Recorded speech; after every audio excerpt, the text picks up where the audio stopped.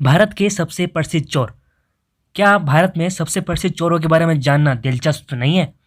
जो इसलिए नहीं लूटते क्योंकि वह गरीब है, बल्कि केवल इसलिए कि वे पसंद करते हैं इस चीज़ को। तो यहाँ भारत में सबसे प्रसिद्ध चोरों की एक सूची बनाई गई है, जो विश्व इतिहास के कुछ सबसे प्रसिद्ध डकैती है।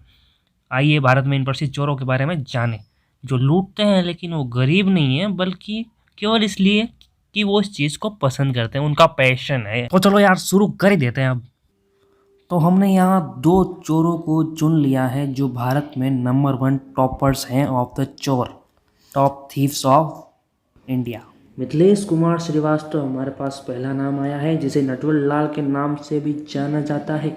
भारतीय चोर थे, मूल रूप से पेशे से वकील थे, बिहार के रहने वाले थे और एक प्रतिभाशील व्यक्ति थे। इन्होंने ताजमहल, लाल किला, राष्ट्रपति भवन और यहाँ तक कि संसद भवन को भी बेचने की कोशिश की थी विदेशियों को। यह लोगों को धोखा देकर लूटने व उपन्यास विचारों का उपयोग करने में माहिर था। यह चोर फेमस लोगों के साइन करने में भी माहिर था। 9 बार गिरफ्तार हुआ था और हर बार भागने में सफल रहा। उन्हें डकैती के 14 मामलों में दोषी ठहराया गया और 113 साल की सजा सुनाई गई, लेकिन मुश्किल से इन्होंने 20 साल जेल में बिताए।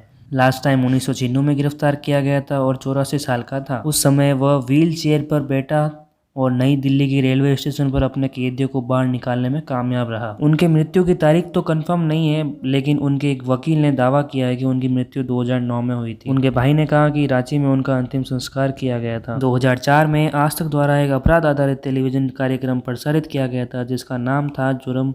ये उनके लाइफ उनके जीवन पर आधारित था। बंटी चोर।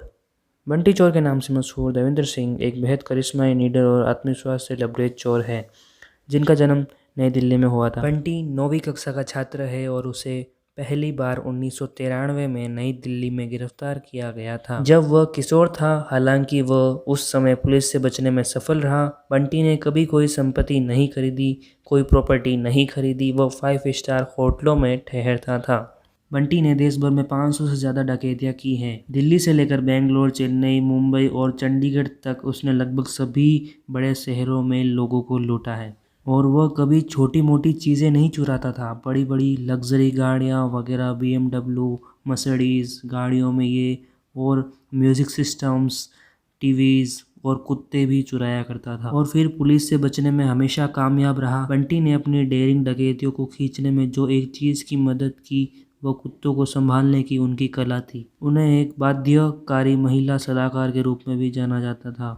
दिवाकर बनर्जी की फिल्म ओए लकी लकी ओए, जिसमें अभय देओल ने लीड रोल प्ले किया था, वह बंटी चोर पर आधारित थी। वह reality TV show big boss 2010 के चौथे सीजन में भी एक प्रतियोगी थे। बंटी चोर के जीवन पर आधारित एक मलयालम फिल्म भी बनाई गई है। 2017 में बंटी चोर को 10 साल के लिए जेल की सजा सुनाई गई थी। जब उनसे डकैती के बारे में पूछा गया तो उन्होंने कहा कि मैं ऐसा नहीं करता क्योंकि मैं गरीब हूँ और मुझे इसकी आवश्यकता है। मैं इसे करता हूँ क्योंकि मैं इसे प्यार करता हूँ। बंटी चोर के बारे में जानने के लिए मैंने इसकी मूवी ओए लकी लकी ओए भी देखी है, जो कि बहुत ही अच्छी फिल्म है, आप भी देखिएगा।